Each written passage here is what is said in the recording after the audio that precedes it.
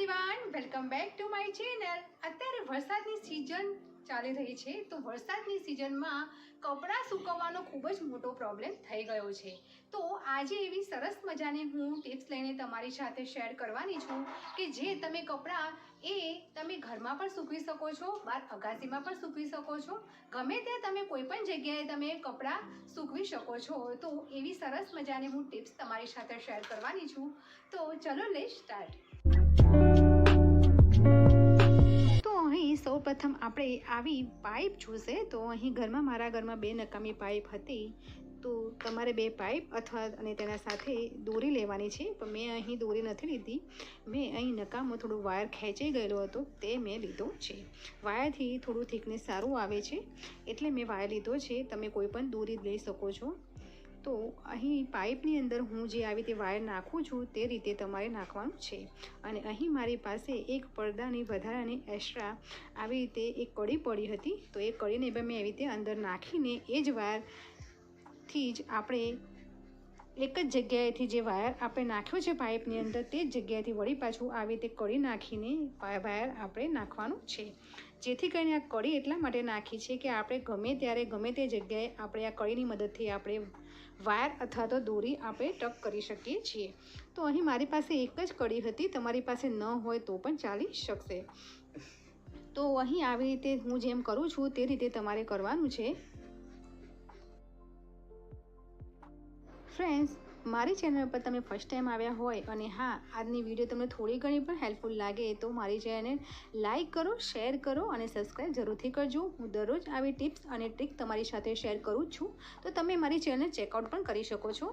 તો અહીં આપણે જોઈ શક્યું છે કે વાયર મેં જરા થોડો લાંબો લીધો છે, તો આ વાયરને આપણે આવી રીતે પાઇપની અંદર આવી રીતે ટક કરીને આવી રીતે લાંબો ખેંચવાનું છે। હું જેમ કરું છું તે રીતે તમારે જોવાનું છે। આમ જોતાં તમને લાગતું હશે કે થોડું વાર લાગશે, પરંતુ એક વખત જો તમને ખબર પડી જશે તો એકદમ તમે 2 મિનિટની અંદર જ તમે આ રીતનું વાયર તમે બનાવી શકો છો અને તમે કોઈ પણ જગ્યાએ તમે આ વાયરને લગાવીને તમે કપડાં સૂકવી શકો છો।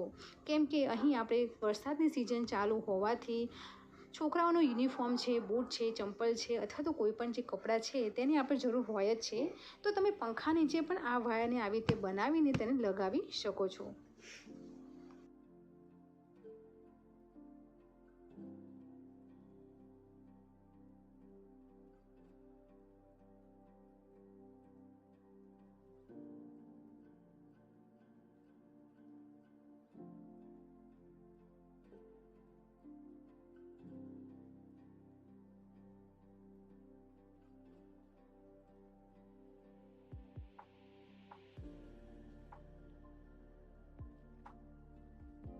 હવે આમ આપણે એક બીજા પાઇપમાં પણ આવી રીતે વાયર આવી રીતે નાખીને એક જ છેડેથી જે છેડેથી તમે પાઇપની અંદર વાયર નાખો અથવા તો દોરી નાખો એ છેડેથી ફરીથી બીજી વખત તમારે નાખવાનું છે, જેથી કરીને 2 હરા થશે, એટલે કે 2 તાર થશે।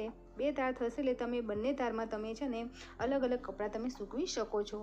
તો આ રેડી થશે ત્યારે તમને ખ્યાલ આવી જશે કે મેં આ કેવી રીતે બનાવ્યું છે।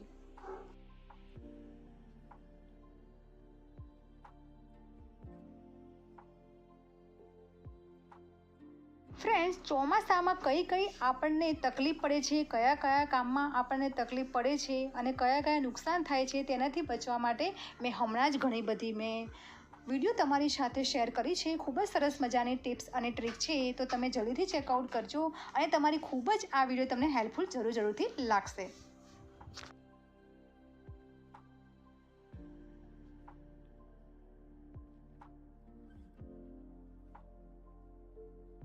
જો રેડી થઈ ગયું છે, ફક્ત ને ફક્ત 2 જ મિનિટની અંદર રેડી થઈ જાય છે અને હું તમને બતાવું છું કે આ રીતના 2 તાર રેડી થશે, કારણ કે અહીં આપણે પાઇપની મદદ લીધી છે। તો પાઇપની મદદથી 2 તાર થશે એટલે કે તેની અંદર આપણે ઘણા બધા કપડાં સૂકવી શકીશું। તો અહીં મેં લગાવી પણ દીધો છે, જે વાયર મેં બનાવ્યો છે તે પણ મેં લગાવી દીધો છે, તો તમે જોઈ શકો છો। તો વરસાદની સિઝનમાં ખરેખર તમે આ રીતનો વાયર 1-2 બનાવી રાખશો તો ઘણા બધા કપડાં તમે સૂકવી શકશો અને એકદમ ઇઝીથી કપડાં સૂકવાઈ પણ જશે અને એકદમ તમે ઇઝીથી વાયર તમે ગમે ત્યાં તમે લગાવી શકો છો। તો અલગ અલગ જગ્યાએ લગાવીને તમે આ કપડાં સૂકવી શકો છો. તો ફ્રેન્ડ્સ, આજની ટ્રીક તમને કેવી લાગી તે મને કમેન્ટ કરીને જરૂરથી કહેજો. અને હા, તમે આ વાયર જરૂરથી જાતે બનાવજો અને તેનો ઉપયોગ પણ જરૂરથી કરજો. તમને ખરેખર યુઝફુલ લાગશે. હવે એક નવા આઈડિયા સાથે મળીશું અને એક નવી ટ્રીક સાથે મળીશું. બાય, જય ભારત. અને હા, આ વિડીયો તમે જરૂરથી ફેમિલી ફ્રેન્ડને જરૂરથી શેર કરજો. બાય.